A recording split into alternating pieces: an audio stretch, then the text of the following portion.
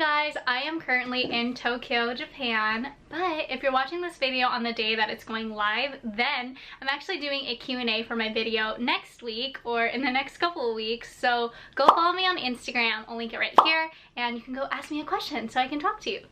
Hey guys, welcome to a week in my life. This week I'm working, I'm doing quite a lot of stuff, so I thought I'd vlog it and show you guys. So today's actually my first day as a break nurse, but I'm here like 30 minutes early, so I'm gonna grab a little bit of breakfast. I normally pack my own breakfast, but I'm really lucky to work at a hospital with amazing food, and so this morning I was just feeling some hot potatoes, so I picked up some of those, and since I got there early, I just ate in the cafeteria downstairs. I know it looks super empty around me, but it's actually a weekend, so that's why there isn't really anyone there. Fun fact about me, I actually can't really eat spicy food, but all of a sudden this year I've been eating tapatio sauce. Now that I'm no longer hangry, let's head up and get our break started. For our break nurse, she typically has to arrive between 9 a.m. and usually stays until about 5 p.m. unless they take an admission, in which they would have to stay until 7. So here's a little tour of our break room. So it is minutes before my shift is gonna start, but today I'm actually doing a break shift. So I work in a hospital that's protected under the union in California, and we're also really lucky to have relief nurses / break nurses, where essentially they cover you for your morning 15-minute breakfast break as well as your hour lunch break. So between 9 to 11:15, this is when I'm breaking people for their morning 15-minute break.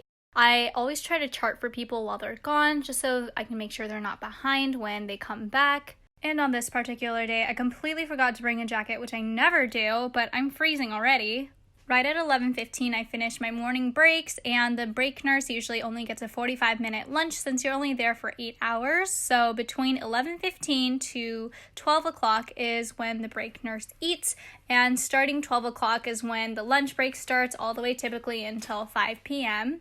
The way that breaks work at my hospital is that both the break nurse and the charge nurse are breaking nurses to go on their lunch.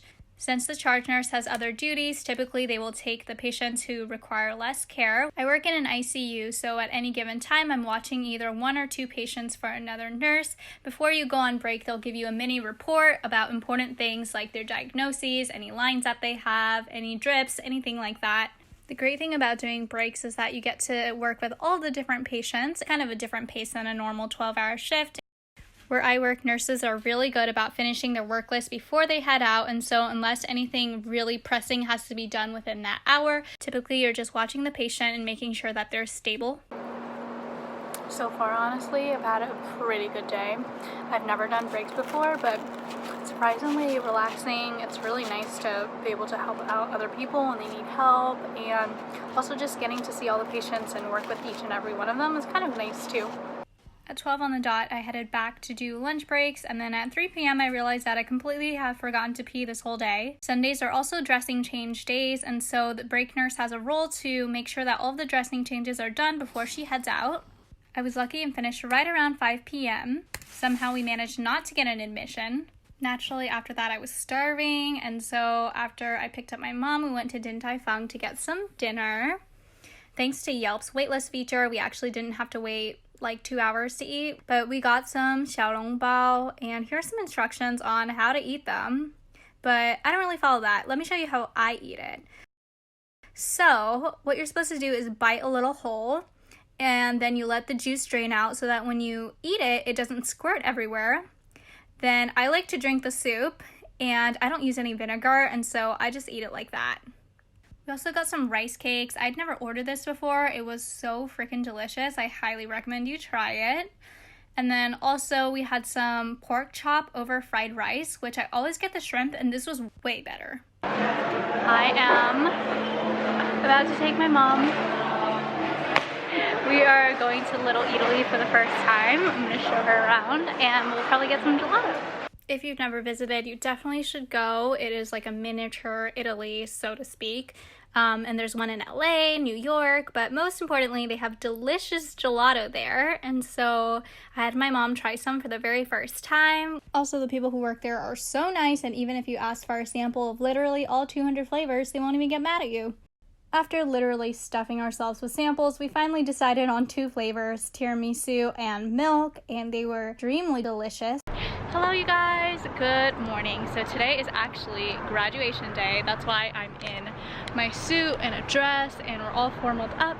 But today's a ceremony for my 1-year anniversary as a nurse and the day of my nurse residency graduation, and we're going to head over there. Welcome to Tuesday. This is our graduation ceremony, but before that we have to present our evidence-based practice posters. And of course, any early morning start requires free breakfast. My residency group was quite small. Usually my hospital has around 200, and for my cohort we only hired 80, but 80 of us are graduating together today. Kind of cute, they made us all walk on stage and get a certificate as if we were actually graduating. Naturally, again, I was starving, so I took my mom to Kazunori, which is this hand roll sushi place that's low-key overpriced, but really, really, really good. This next clip is absolutely monumental because you know that as a nurse, we can't have our nails done, and when you don't have your nails done, you just don't look put together. So, since I'm going on vacation for a couple of weeks, I decided to go get a manicure. Hey you guys, so we just got our nails done. They look so good. But anyways, I just bought this $1 distilled water because we're staying in an Airbnb that's low-key a little sketchy, so you know, we gotta buy our own water. But we are getting a massage. Totally spontaneous, but we decided to go. I should really title this vlog Me Eating Carbs because that's what this video is, but here's Pasta Sisters, so good. Welcome to Tuesday, the last day before we head to Japan. So the first stop before I go is obviously to go to my orthodontist because I'm out of rubber bands, and we're also deciding today if it's going to be last ever day of aligners. I had braces as a kid, but like everybody else, I did not properly wear my retainer, and so here we are again 10 years later.